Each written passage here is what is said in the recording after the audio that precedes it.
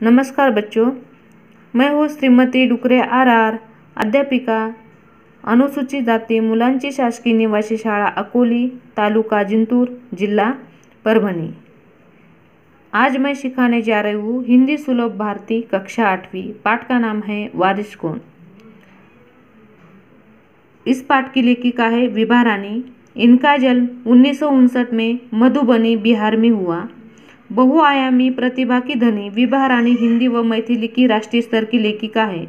अपने कहानी, गीत, अनुवाद, लोक साहित्य एवं नाट्य लेखन में प्रखरता से अपनी कलम चलाई है। आप समकालीन फिल्म, महिला व बाल विषयों पर लोकगीत और लोक साहित्य के क्षेत्र में निरंतर काम कर रही है। प्रस्तुत संवादात्मक कहानी के माध्यम से विभा रानी जी का कहना है कि हमें उत्तम फल प्राप्त करने के लिए समय और साधनों का सदुपयोग करना चाहिए। जो ऐसा करता है वही जीवन में सफल होता है। तो चलो देखते हैं पाठ वारिस कौन। वारिस इस शब्द का अर्थ है उत्तराधिकारी। देखो, एक राजा था, उसके 4 बेटियां थी। राजा ने सोचा इन चारों में से जो सबसे बुद्धिमती होगी उसे ही वो अपना राजपाट सौंपेगा। राजपाट इस शब्द का अर्थ है राज्य का शासन। तो राजा ने क्या सोचा था कि 4 में से जो सबसे बुद्धिमती होगी उसे ही वो अपना राजपाट सौंपेगा। लेकिन सबसे बुद्धिमती कौन है, इसका फैसला कैसे होगा? वो सोचने लगा। सोचने पर अंत में उसे एक उपाय सूझा। उसने एक दिन चारों बेटियों को अपने पास बुलाया, सभी को गेहूं के 100-100 दाने दिए और कहा कि तुम इसे अपने पास रखो। 5 साल बाद जब मैं इन्हें मांगूंगा तो तुम इसे वापस कर देना। गेहूं के दाने लेकर चारों बहनें अपने अपने कमरे में लौट आई। बड़ी बहन ने, यानी कि पहली लड़की ने, जो सबसे बड़ी थी, उसने उसके कमरे की खिड़की के बाहर वो 100 दाने फेंक दिए और सोचा कि 5 साल बाद पिताजी को इस बात की याद रहेगी। अगर रहेगी भी तो क्या करूँगी, मैं भंडार घर से लेकर उन्हें दाने दे दूँगी। दूसरी बहन ने दानों को चांदी की डिब्बी में डालकर उसे मखमल के थैलों में बंद करके संदूकची में रख दिया। सोचा 5 साल बाद जब पिताजी मांगेंगे तो मैं उन्हें ये दाने वापस कर दूंगी। तीसरी बहन बस सोचती रही कि मैं इसका क्या करूं। चौथी और सबसे छोटी बहन तनिक बच्ची थी। तनिक यानी थोड़ा।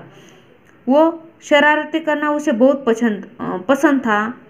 वो नादान थी, बच्ची थी, इसलिए वो शरारतें करती थी। गेहूं के भुने दाने उसे बहुत पसंद थे। उसने दानों को भुनवाकर खा डाला और खेल में मग्न हो गई। तीसरी राजकुमारी को इस बात का यकीन था कि जो पिताजी ने गेहूं के 100 दाने दिए हैं, ये यूं ही नहीं दिए कि इसके पीछे कोई वजह है, कोई मकसद है। मकसद यानी कि उद्देश्य। पहले तो उसने भी अपनी दूसरी बहनों के जैसा उन दानों को सहेज कर रखने की सोची, लेकिन वह ऐसा कर नहीं सकी। 2-3 दिनों तक वह सोचती रही कि इसका मैं क्या करूं। फिर सोचने के बाद फिर उसने अपने कमरे की खिड़की के पिछले वाली जमीन में उसने वो 100 दाने खेत में बो दिए। समय पर अंकुर फूटे, पौधे तैयार हुए, दाने निकले। राजकुमारी ने तैयार फसल में से दाने निकाले और फिर से बो दिए। इस तरह 5 वर्षों में उसके पास ढेर सारा गेहूं तैयार हो गया।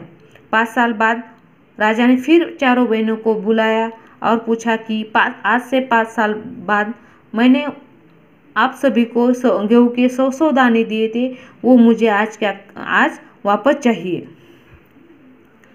तो राजा ने पहली लड़की से पूछा कि तुम्हारे वो 100 दाने कहाँ है? तो उसने भंडार घर से 100 दाने ले आई और पिताजी को दे दिए। और जब राजा ने उसे पूछा कि ये वही दाने हैं जो मैंने तुम्हें 5 साल पहले दिए थे, तो राजकुमारी ने हाँ कहा। लेकिन राजा ने कड़क कर पूछने के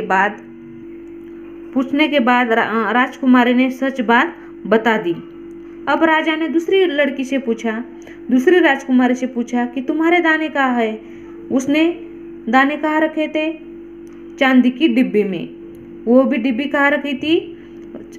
मखमल की थैले में संदूकची में रखी थी। उसने वहाँ डिब्बी ले आई और पिताजी के हाथ में दे दी।